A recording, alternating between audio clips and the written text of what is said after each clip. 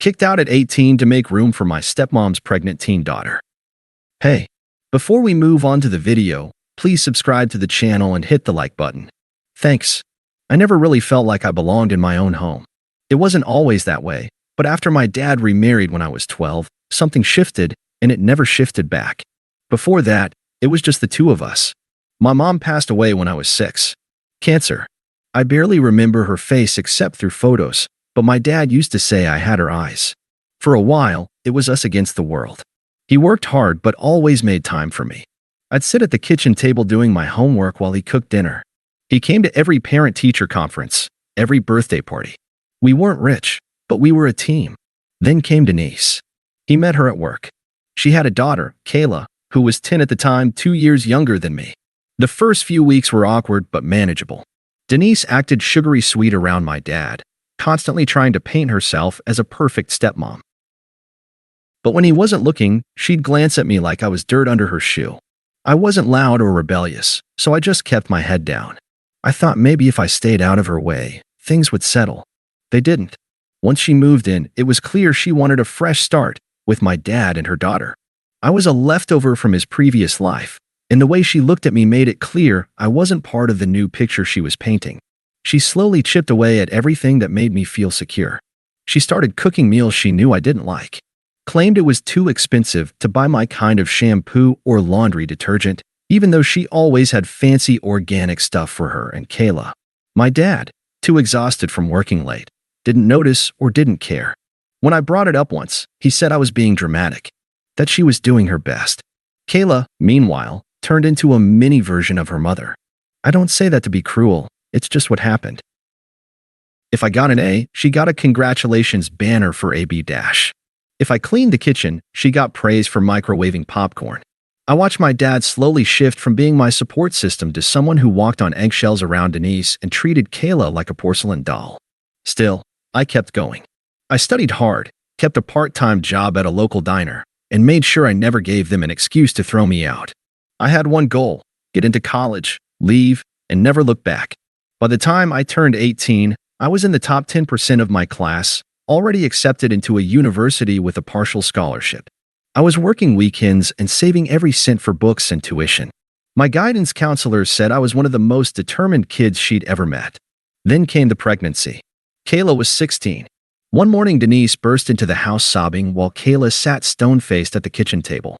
I was in the middle of making oatmeal when Denise screamed at me to give them space. Later that day, I found out Kayla was pregnant.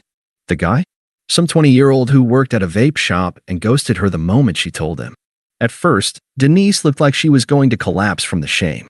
For 2 weeks, the house was filled with whispers, phone calls, and crying. But then something strange happened. Denise did what Denise always did. She pivoted. Suddenly, the pregnancy wasn't a disaster. It was a blessing, a new beginning. She posted an ultrasound photo on Facebook with the caption, "Every life is a miracle." People started sending baby gifts. Her friends threw her a small shower. But something didn't sit right. The more excited she got, the more uncomfortable I felt. I started noticing the way she was eyeing my bedroom. It was the only other room in the house besides my dad and Denise's and Kayla's. Mine was slightly bigger, with better lighting and more space. One day, I walked in to find Denise measuring the walls. I should have trusted my gut. But I didn't want to believe what I was already starting to suspect. Then, on the evening of my 18th birthday, after work, after school, after I brought home a small cake I bought for myself, they sat me down at the kitchen table. No gifts. No happy birthday. Just two solemn faces pretending this was for my benefit. "We need to talk," Denise said. Dad cleared his throat, avoiding eye contact. "Kayla's going to need her own room for the baby," she began. "You're 18 now, and we think it's time you started living independently." I laughed, thinking it was a joke. It wasn't. "You've got that scholarship," Dad said, trying to sound upbeat. "And college will keep you busy anyway. This is the right time." "I haven't even graduated high school yet," I said. My voice cracked a little. "I still have 3 months left." Denise shrugged. "We're giving you 2 weeks. That should be enough time." I couldn't breathe. 2 weeks. No warning. No offer to help me find a place. No talk about rent or support or storage for my things. Just get out. "I don't have anywhere to go," I said quietly. Denise smiled, not kindly. "You're smart. You'll figure it out. I looked at my dad. I begged him silently to say something, anything. But he just stood there, arms crossed, staring at a spot on the wall like it was all too much for him. I picked up the cake I had bought for myself and walked it straight to the trash can. Then I walked to my room and closed the door. That night, I packed 2 duffel bags. And 2 weeks later, I was gone. The last time I saw my room, it was stripped bare. My mattress leaned against the wall. The closet was empty. The shelves were cleaned out, like I'd never existed. I left a note on the desk. Thanks for everything. It wasn't sarcastic. At the time, I still wanted to believe my dad had just made a mistake. That he'd call me, apologize, tell me to come home. He never did. I spent the first night on the couch of a friend from school. His parents didn't ask too many questions, just gave me a blanket and said I could stay for the weekend. But Monday morning, they told me I couldn't stay any longer. They were already cramped with 3 kids, and I understood. I didn't blame them. I was just another burden someone else hadn't asked for. After that, it was a blur. I tried staying in the break room at work once. The manager caught me and told me not to do it again. I slept in a laundromat bathroom. I parked behind a 24-hour grocery store and slept in my car when I could. It was a beat-up '02 Civic with 1 working window and no heat. I'd bought it with my savings 2 years earlier, thinking it would get me to school and work. Now it was my home. I kept going to school, but I stopped going to first period. I needed that time to drive to a gym with cheap day passes where I could shower. My clothes were always wrinkled. I couldn't focus. I started falling asleep during class. One afternoon, I was called into the principal's office. He said he'd received a report from a teacher that I smelled like mold and gasoline. I told him I was fine. He looked like he didn't believe me, but he didn't press. I walked out of his office knowing I'd hit a new low. My teachers were starting to notice something was wrong. The worst part? I kept trying to tell myself it was temporary, that someone would step in, that my dad would check on me. But every time my phone lit up, it was a work schedule or spam. Never him. I texted him once, maybe 2 weeks after I left. Hey, just checking in. I'm okay. Hope everything's going well with Kayla and the baby. He never responded.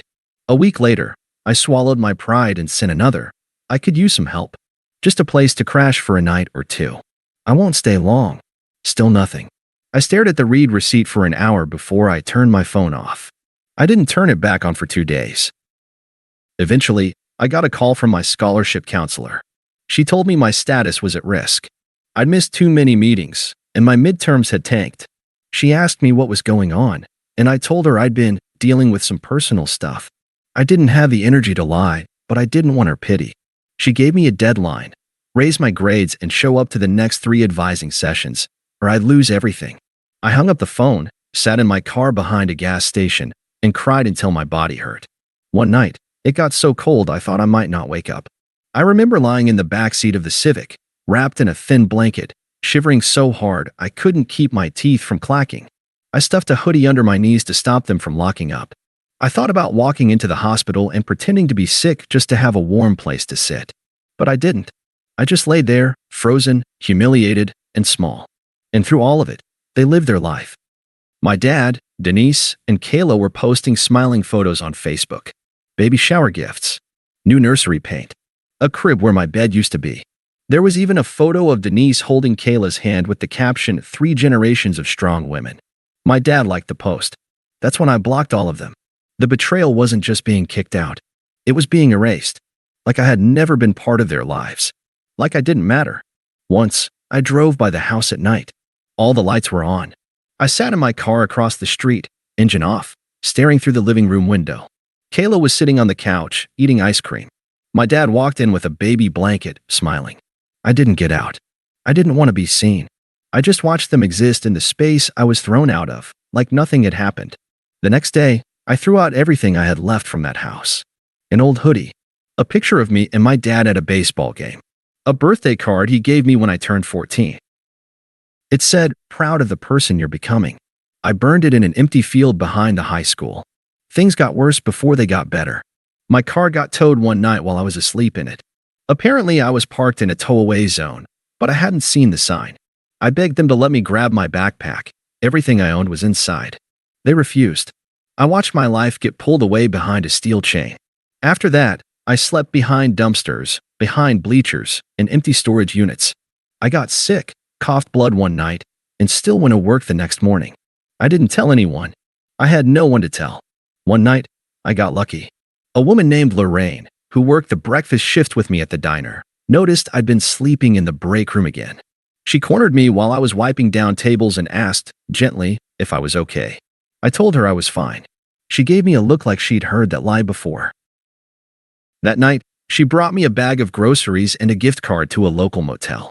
She said she had a cousin who might know of a cheap room for rent. I took the groceries. I didn't take the room yet, but something about her kindness cracked through the fog in my head. Someone noticed me. Someone cared. I slept in the motel that night. The bed was lumpy, the heat barely worked, and the TV buzzed every 10 minutes. But it was the first time in weeks I'd slept without fear of being kicked, robbed, or frozen half to death. I lay there and stared at the ceiling for hours. I made myself a promise. I was going to survive. And someday, somehow, I was going to make them regret every second of what they did to me. The motel stay was only meant to last one night. I told myself that over and over. I didn't want to get comfortable. I couldn't afford it anyway. But in that sagging bed, under a scratchy brown blanket with a flickering light overhead, I felt something I hadn't felt in months. Silence. Real silence. No cars passing. No drunk guy yelling at his steering wheel. No fear of being found. Just me, alone, breathing, warm. It was enough to start thinking again. The next morning, I went back to the diner early and waited for Lorraine to come in. She showed up carrying a thermos of coffee and a tired smile like she always did. I thanked her awkwardly, and she waved it off like it was nothing. But it wasn't. That motel room may have saved my life. You still got that cousin? I asked. She nodded. You serious? Yeah. I'm done freezing to death. Her cousin owned a fourplex about 30 minutes outside town. It wasn't much, a converted garage behind a two-bedroom unit. One small window, a hot plate, and a bathroom that smelled like mildew. But the rent was cheap. Dirt cheap. And he was willing to overlook my lack of credit if I paid month to month in cash. I took the room. I got a mattress off Craigslist and hauled it in my trunk. I cleaned the place until my fingers bled. The first night, I slept on that mattress with no sheets, no furniture, and one hoodie as a blanket. And for the first time in a long time, I wasn't afraid. I had 4 walls. A roof. A door that locked. My name on a mailbox. It wasn't home, but it was mine. School was still a mess. I couldn't fix my GPA overnight, and I'd already missed too many deadlines to recover my scholarship. But I walked into my guidance counselor's office, told her everything, homelessness, eviction, all of it, and watched her go pale. You should have told us, she said. I shrugged. Didn't know how. She made some calls. Pulled some strings. Got me a spot in a community college program with flexible scheduling. They couldn't replace the scholarship, but they could get me enough aid to finish the year. It was the first real break I'd had in a long time. I juggled classes and work. Nights at the diner. Weekend shifts at a warehouse. I never stopped moving. I stopped checking social media. I stopped thinking about them. My dad, Denise, Kayla, unless I needed the anger to push through a long shift. There was no room for bitterness. Not yet. Only momentum. I didn't have time to grieve what I'd lost. I had to keep my head above water. Still, sometimes it hit me. Like the day I got an email from my old high school, a photo album of graduation night. There was my class, caps in the air, families hugging. I wasn't in a single picture. No one had noticed I was gone. No where's the name. No empty chair. Just absence. I almost deleted the email. Instead, I saved it. I wanted to remember how that felt. It took 2 years to finish my associate's degree. I walked across the stage wearing a borrowed cap and gown. No one cheered. No one clapped. But I smiled so hard it hurt. I went on to a state university next. Majored in business. I knew I wanted something stable, something powerful. I wanted to be the kind of person people had to notice. I interned at a real estate office during the summers. At first, I filed paperwork and fetched coffee. But I watched. I listened. I asked questions. I studied every conversation, every deal. I learned how the city worked, how people bought and sold land, how wealth moved quietly behind doors most people never saw. After graduation, I got hired full-time. Started in leasing. Moved to acquisitions. By the time I was 24, I was overseeing investment properties and learning how to flip distressed homes for profit. I never made a big deal out of my past. Most people assumed I was just another quiet guy who worked hard. I liked it that way. The less they knew, the more power I had. I moved into a small condo. I bought furniture for the first time in my life. I cooked meals that didn't come in cans. I joined a gym. I saw a therapist. I stopped waiting for apologies. I started building something that no one could take away. By 26, I had savings, credit, a portfolio. I bought my first property outright, a one-bedroom fixer-upper with rotted floors and bad plumbing. I gutted it, renovated every inch, flipped it in 6 months for triple the price. That was the moment everything changed. I realized I didn't just want to survive. I wanted power. I wanted leverage. And not because I needed revenge. Not anymore. But because I wanted the ability to never need anyone ever again. Then, one day, a listing crossed my desk. An older property on the edge of town. 3-bedroom, 2-bath. Decent bones, but outdated. The owner was behind on taxes. The bank was getting ready to foreclose. The address made my blood freeze. It was their house. My father's house. The house I'd been kicked out of the moment I turned 18. The house where Kayla had set up a crib in my old room. The house where Denise told me I'd figure it out. The bank's auction date was in 2 weeks. I sat there for 10 full minutes, staring at the screen, rereading the address over and over. At first, I didn't move. I didn't think. Then, slowly, I clicked submit bid. Not under my name. That would have been too easy. I used the LLC I created last year, one I used for acquisitions. Clean. Anonymous. Legal. A few days later, I got the confirmation. My bid was accepted. The house was mine. And this time, no one was going to throw me out. I didn't visit the house right away. Even after the papers were signed and the title was transferred to my LLC, I couldn't bring myself to drive over. Just seeing the address on the deed stirred something deep in my gut, equal parts rage, grief, and something colder, purpose. I waited 3 days. Then, one quiet morning, I parked across the street like I'd done all those years ago, engine off, windows cracked. But this time, I didn't feel small. I wasn't the invisible kid looking in. I was the owner, the one with power, the one who held the ground under their feet. The front yard was a mess. Grass knee-high, paint peeling off the shutters, a cracked front step. The house looked tired, defeated. Good. I waited until the following Monday to send the first notice. A formal letter, printed on my LLC letterhead, addressed to current occupants. Polite, businesslike, but firm. It explained that the property had been foreclosed and purchased by a private real estate investment entity. The new owner, me, intended to inspect the property for structural assessment and repairs. They had 30 days to vacate. I didn't sign my name, just the company title. It was a small act of revenge, but a calculated one. I didn't want them to see it coming. 2 weeks passed. No response. I sent another letter, this one taped to the front door and delivered by certified mail. A week later, I got a phone call. I didn't recognize the number, but I answered anyway. Hi, I'm trying to reach the owner of address. We got a notice. There must be a mistake. It was Denise. Her voice hadn't changed at all. I paused. Let the silence build. Then I said, calmly, there's no mistake. A beat passed. Who is this? I almost told her. But I wasn't ready yet. Not quite. You'll need to vacate by the end of the month, I said. Or I'll begin formal eviction proceedings. You can't just throw us out, she snapped. We've lived here you were renting from the bank, I said. You stopped paying. The bank foreclosed. I bought it. You're not entitled to stay. I could feel the panic in her breath. She was scrambling for something, anything. But we have a child. My daughter has a child. You can't. I hung up. A day later, I got another call. This time, it was my dad. I let it ring. Then I picked up, waited. Hello. His voice sounded older, smaller. I just heard what's going on with the house. Is this real? I said nothing. Listen, I don't know what your plans are, but we're trying to figure things out. It's been a rough year. I lost my job last winter. Denise has been sick. We were going to get current again. Just needed more time. My voice came out calm, measured. You had time. The bank gave you 2 extensions. You ignored both. Then I bought the house. Now it's mine. A pause. Wait, do I know you? He asked. You sound. I hung up again. I didn't block the number. I wanted him to sit with that feeling. A week later, I drove to the house to begin prep for the eviction. I had every legal right. I brought a property inspector with me, a quiet guy in his 50s who'd seen everything. As we approached the door, I saw them through the window. Denise, standing in the hallway, arms crossed. Kayla on the couch, holding a baby. My old room, now a makeshift nursery, visible through the half-open door. My stomach turned. Not from guilt, but from memory. How fast they'd moved to erase me. How quickly they'd replace me. Denise opened the door. She looked thinner, more weathered. Still held herself like she expected to win. "You can't just barge in," she snapped.